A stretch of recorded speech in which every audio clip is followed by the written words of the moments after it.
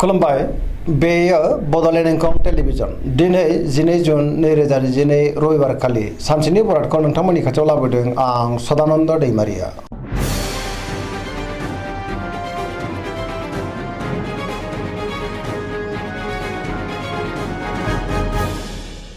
सिगां फरायनो लादों मेष राशि गिबि हांखो अ ल।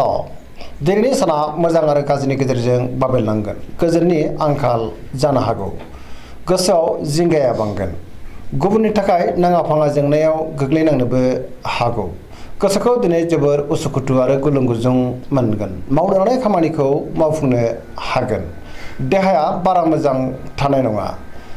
जानाय लोंनायाव सांग्रां जानांगोन। रांखावरियाव मोजां नाथाय अब्लाबो खरसायाबो बांगोन। बेफार फालांगियाव मोजां होनजायो। समाजाव मान मोनगोन। न'खराव दिनै अनलायनाय फैगोन। बहाबा बेरायहैनो एबा हान्थिनो खाबुबो मोननो हागौ।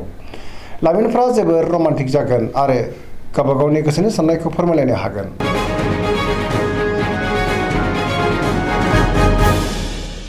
वृष राशि गिबि हांखो इ उ ब।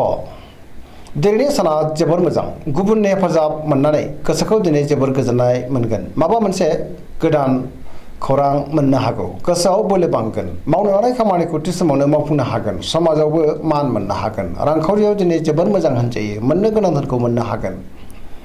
बेफार फालांगियाव दिनै जोबोर मोजां मुलाम्फा मोनगोन। आयाबो बांगोन। बहाबा थाङोब्ला दिनै जोबोर मोजां आरो मोजाङैनो हान्थिनोबो हागोन। न'खरावबो बिसि फिसायनि गेजेराव अनलायनाय फैगोन। देहाया मोजाङै थागोन। सेंग्रा सिख्लाफ्रा जोबोर रमान्टिक जागोन आरो गावबा गावनि गोसोनि साननायखौ फोरमायलायनोबो हागोन।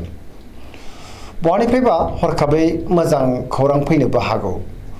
फरायसाफ्रा दिनै फरायनायाव गोसो दुंखांगोन आरो मोजां फिथाइ मोनगोन। पजिटिभ एनार्जिनि गोहोमबो गोग्लैगोन। गोसोनि साननाय आरो लुबैनायफ्रा दिनै मोगथाङाव जाफुंगोन।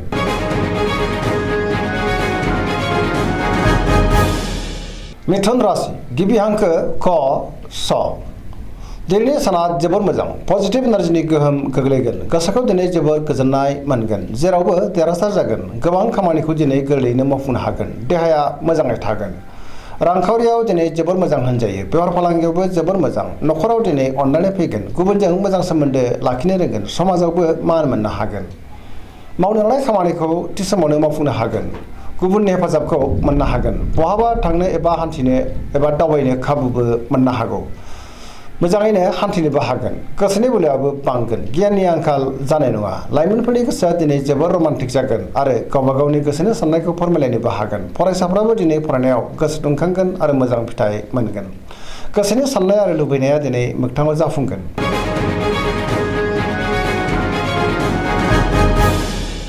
कर्कट राशि गिबि हांखो ड ह। दिनैनि साना जोबोर मोजां। गोसोखौ दिनै जोबोर गोजोननाय मोनगोन। मावनो लानाय खामानिखौ मावफुंनो हागोन। रांखावरियाव जोबोर मोजां। बेफार फालांगियावबो जोबोर मोजां होनजायो। मोननो गोनांखौ दिनै मोननो हागोन। देहाया मोजाङै थागोन। गुबुननि हेफाजाबखौबो मोनगोन। गुबुननि गोसोखौ बोनोबो हागोन। न'खराव दिनै बिसि फिसायनि गेजेराव अनलायनाय फैगोन। बिदा फंबायजों मोजां सोमोन्दो थागोन। गोसोनि साननायफ्रा मोगथाङाव जाफुंगोन। समाजावबो दिनै मान मोननो हागोन। बयजोंबो गोरोबनो रोंगोन। लाइमोनफोरनि गोसोआ दिनै जोबोर रमान्टिक जागोन आरो गावबा गावनि गोसोनि साननायखौ फोरमायलायनोबो हागोन। पजिटिभ एनार्जिनि गोहोमबो गोग्लैगोन।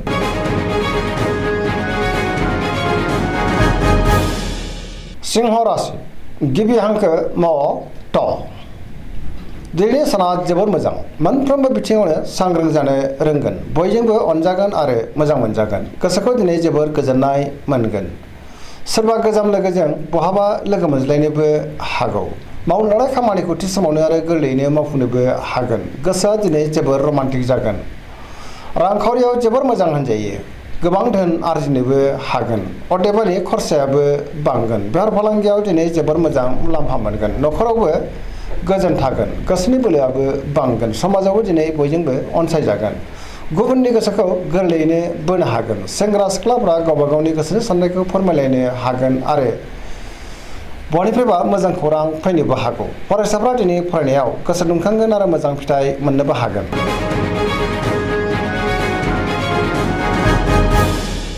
कन्या राशि गिबि हांखो फ ट। दिनैनि साना बारा मोजां नङा। गोसोआव दिनै गोनो गोथो साननाय फैगोन। गोबां रोखोमनि जेंना फैनोबो हागौ। रांखावरियाव जोबोर मोजां। गोबां मुलाम्फा मोननो हागोन। बेफार फालांगियावबो दिनै जोबोर मोजां होनजायो। आयाबो बांगोन। सोरबा गोदान लोगोजों बहाबा लोगो मोनज्लायनो हागौ। न'खराव दिनै अनलायनाय फैगोन। बिसि-फिसायनि गेजेराव मोजां सोमोन्दो थागोन। फरायसाफ्रा दिनै फरायनायाव गोसो दुंखांगोन आरो मोजां फिथाइ मोननोबो हागोन। अब्लाबो नाथाय सेंग्रा सिख्लाफोरनि गोसोआ जोबोर आला-खालाबो जानो हागौ। देहाया मोजाङै थागोन। गोसोनि बोलोआबो बांगोन। गोसोनि साननायखौ दिनै गुबुननो फोरमायनो हागोन।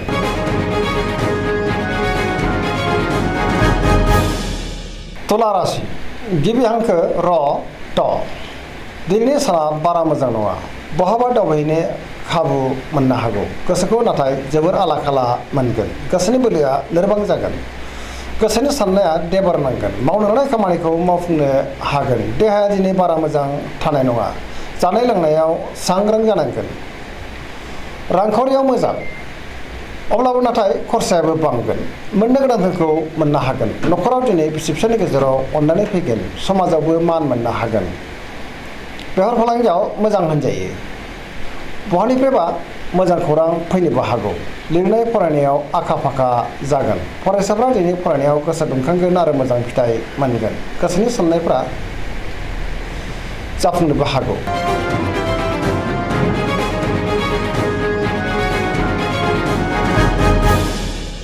वृश्चिक राशि गिबि हांखो न स। दिनैनि साना जोबोर मोजां। जेरावबो आखा-फाखा जागोन। गोसोनि बोलोआ बांगोन। गोजोनै थानो हागोन। फैबाय थानाय समफोरा दिनै जोबोर मोजां होनजायो।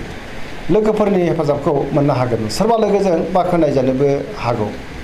गोसोआव गोग्गो आरो गोथों साननाय फैगोन। मावनो लानाय खामानिखौ थि समावनो आरो गोरलैयैनो मावफुंनोबो हागोन। गोसोनि साननायफ्रा मोगथाङाव जाफुंगोन। समाजावबो दिनै मान मोननो हागोन। बहानिफ्रायबा मोजां खौरां फैनोबो हागौ। न'खराव दिनै अननानै फैगोन। रांखावरियाव जोबोर मोजां होनजायो। बेफार फालांगियावबो जोबोर मोजां मुलाम्फा मोननो हागोन। देहाया मोजाङैनो थागोन। गुबुननि थाखाय गोबां मोजां खामानि मावनानै होनोबो हागोन। फरायसाफ्रा दिनै फरायनायाव गोसो दुंखांगोन आरो मोजां फिथाइ मोननोबो हागोन। लाइमोनफ्रा जोबोर रमान्टिक जागोन आरो गावबा गावनि गोसोनि साननायखौ फोरमायलायनोबो हागोन। पजिटिभ एनार्जिनि गोहोमबो गोग्लैगोन।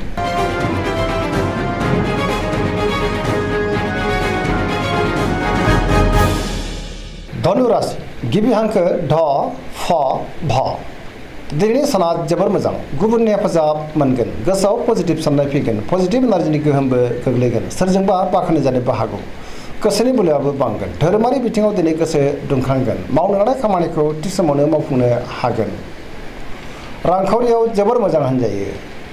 अब्लाबो नाथाय खरसायाबो बांगोन। बेफार फालांगियाव जोबोर मोजां मुलाम्फा मोनगोन। देहायाबो दिनै मोजाङैनो थागोन। न'खराव बिसि-फिसायनि गेजेराव अननानै फैगोन। बिमा-बिफानि अननाय आरो बोरखौ दिनै मोननो हागोन। लाइमोनफोरनि गोसोआ दिनै जोबोर रमान्टिक जागोन आरो गावबा गावनि गोसोनि साननायखौ फोरमायलायनोबो हागोन। फरायसाफ्राबो दिनै फरायनायाव गोसो दुंखांगोन आरो मोजां फिथाइ मोननोबो हागोन।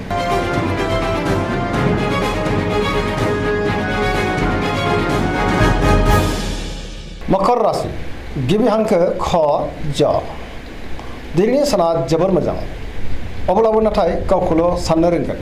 बहानिफ्रायबा मोजां खौरां फैनोबो हागौ। गोसोखौ जोबोर गोजोननाय मोनगोन। देहायाबो मोजाङैनो थागोन। गोसोनि साननायाबो जाफुंगोन। रांखावरियाव जोबोर मोजां। मोननो गोनांखौ दिनै मोननो हागोन। बेफार फालांगियावबो दिनै जोबोर मोजां मुलाम्फा मोनगोन। गुबुना खहा खालामनो नाजागोन। सोरजोंबा बाख्नायजानोबो हागौ। मावनो लानाय खामानिखौ मावफुंनो हागोन। पजिटिभ एनार्जिनि गोहोमबो गोग्लैनो हागौ। लाइमोनफोरनि गोसोआ दिनै जोबोर रमान्टिक जागोन आरो गावबा गावनि गोसोनि साननायखौ फोरमायलायनोबो हागोन।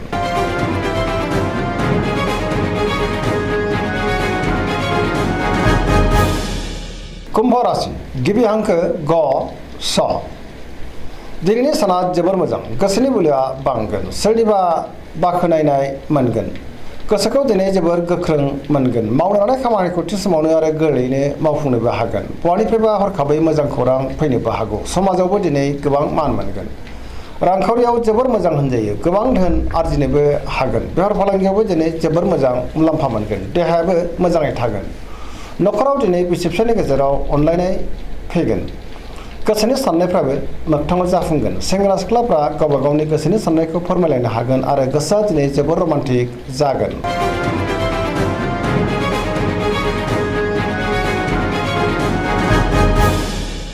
मीन राशि गिबि हांखो ड स दिनैनि साना बारा मोजां नङा गोसोआव बेले बेजे साननाय फैगोन माबा मोनसे गाज्रि खौरां मोननोबो हागौ सोरजोंबा थगायजानोबो हागौ गोसोखौ दिनै जोबोर लोरबां मोनगोन देहायाबो मोजाङै थागोन रांखावरियाव मोजां बेफार फालांगियावबो मोजां होनजायो न'खराव दिनै अनलायनाय फैगोन गुबुननि थाखाय नाङा फाङा जेंनायाव गोग्लैनांनोबो हागौ सांग्रां जानाया गाहाम गोसोआ दिनै जोबोर आला खाला जागोन दिनैनि राशि फरायनाया एसेनोसै जोबनायाव बेखौनो खावलायो जाहाथे नोंथांमोना सानफ्रोमबो जोंनि बे बड'लेण्ड इंखं टेलिभिजनखौ नायबाय थायो आरो साबस्क्राइब खालामो लोगोसे लाइक खालामो आरो शेयार खालामो एसेनोसै गोजोन्थों।